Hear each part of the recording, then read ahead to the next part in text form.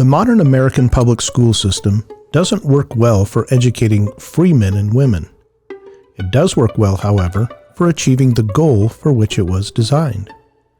The goal of the modern public education system is to produce a society of both consumers and cogs, citizens that participate efficiently in a producer-consumer economy for the stability and success of the modern industrialized state. The person educated by the modern education system tends to possess a utilitarian worldview, materialistic values, and a strong dependency on formal institutions. The modern government-regulated public education system is fairly new to the U.S. In the colonial days, public education was funded by local levies and regulated by locally elected school board members. The local public schools typically hired a young lady who had not yet married to teach the students at a local church or community hall. But in the early 19th century, there was a drive to democratize education to serve the new American Republic and its growing industrialization. Secular humanists like Horace Mann, who was the secretary of the Massachusetts State Board of Education and a U.S. representative, was part of the reform movement that wanted U.S. schools to provide basic universal education that cultivated loyal American citizens. To accomplish this goal, he looked to the schools of Europe. In his own research, he became fascinated by the militarized schools of Prussia. These schools aimed at universal education and used methods like age-based placement, full-time attendance, and inflexible curricula. The Prussian government intentionally structured its educational system this way to make sure the poorer majority of their population was docile and obedient to their industrialized state. Though Mann disapproved of the subservience the Prussians aimed at, he popularized the Prussian model in America, assuming incorrectly that educational tools can be neutral. In an attempt to cultivate educated free citizens en masse, Mann actually introduced a system in the U.S. that produces secularized and docile consumer cogs. Bob Peppermint Taylor, who is the dean and professor of political science at the University of Vermont, explains how different goals require different methods for educating students. He says, for the civic educator, the goal is to produce a particular kind of citizen. For the educator released from political goals, the goal of education is less to shape students than to develop their reason and knowledge so that they're able to take personal responsibility for shaping themselves as free and independent individuals, thinking through their own views, cultivating their own tastes, developing their own life plans, and becoming unique people. Although it's comforting to think that in a democracy, these two projects are complementary, Taylor says we like to say that democracy is the form of government that values free and autonomous individuals. Open-endedness in an educational process is worrisome from the political perspective. The temptation is toward an education with a known and satisfactory outcome, because free men and women are often a bit too unpredictable for the civic educator's taste. This means that to understand why the modern man has become so dependent on the state, we need look no further than our public education system. To use an idiom that kids used when I was growing up, we've been schooled. Schools as we've come to accept them, that is, an age-graded process requiring full-time attendance and an obligatory curriculum, literally create a dependent society, not a free society. Unfortunately, many Christian schools, even classical Christian schools, are simply modeled after these public schools, but adorned with Bible classes and weekly chapel. While the motivation of the Christian and private schools are to be admired, by copying the model of education introduced by Horace Mann, Christians are doing little more than repainting the grand ballroom of the sinking Titanic.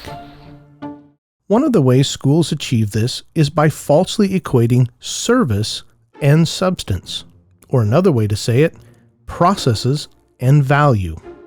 For example, in government schools, students and their parents are conditioned to conflate teaching with learning. In government schools, students and their parents are conditioned to conflate grade advancement with education. In government schools, students and their parents are conditioned to conflate diplomas, and in some cases test scores, with competency. In government schools, students and their parents are conditioned to conflate fluency with the ability to say something interesting, new, or intelligent. In other words, students literally get schooled into believing the fallacy of equivocation regarding process and value. By shaping the student's imagination this way, schools shape the entire culture's social imagination into conflating processes and services with real value. This is why institutional achievement, a degree or a diploma, is seen as legitimate, while independent accomplishments, real demonstrable knowledge, is usually suspect. It's also why people tend to offload responsibility onto formal institutions, for example, welfare and Social Security, instead of taking personal responsibility for their own lives. An example of this sort of thinking is described in Atul Gawande's fabulous book, On Being Mortal, in which he laments this same conflation of processes and values within the healthcare system.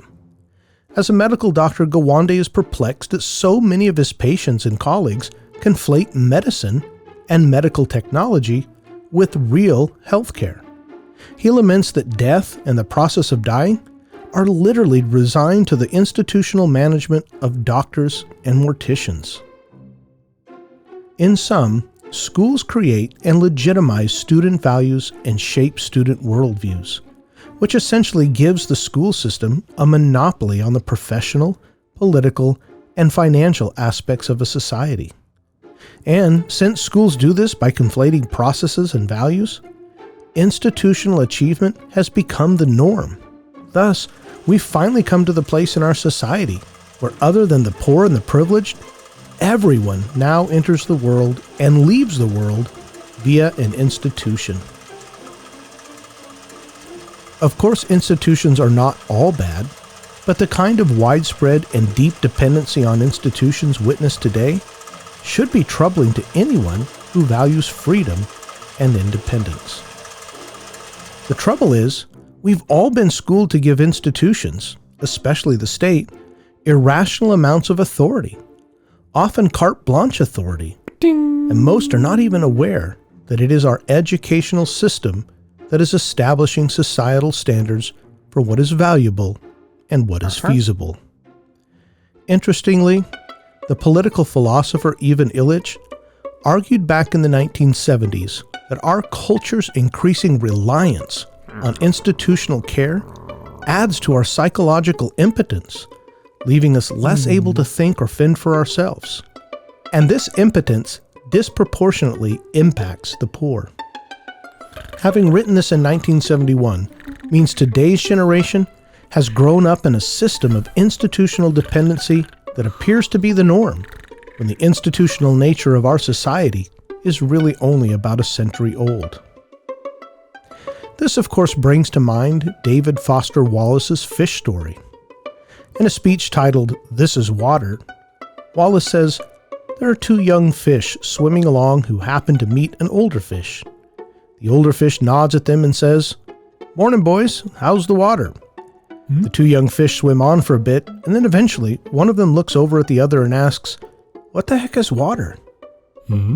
Irrespective of Wallace's personal philosophy, his fish story illustrates the fact that some of the most important realities, ones that we would think should be the most obvious to us, are usually the hardest to see. In closing, I would like to echo the philosopher quoted previously, Ivan Illich, and make a radical statement. If we want to preserve the culture of free men and women in this country, we will need to amend the First Amendment of the U.S. Constitution with just two words: or schools. It should read, "Congress shall make no law respecting an establishment of religion or schools, or prohibiting the free exercise thereof, or abridging the freedom of speech or of the press, or the right of the people peaceably to assemble and to petition the government for a redress of grievances." If that seems too radical, perhaps we skip that step for now and just get back to the biblically mandated work of taking responsibility for our children's education. We need to make sure they get the kind of education that develops their reason and knowledge so that they're able to take personal responsibility for shaping themselves as free and independent individuals. Individuals who can think through their own views, cultivate their own tastes, develop their own life plans, and become unique human beings who live for the glory of God in the kingdom of Christ.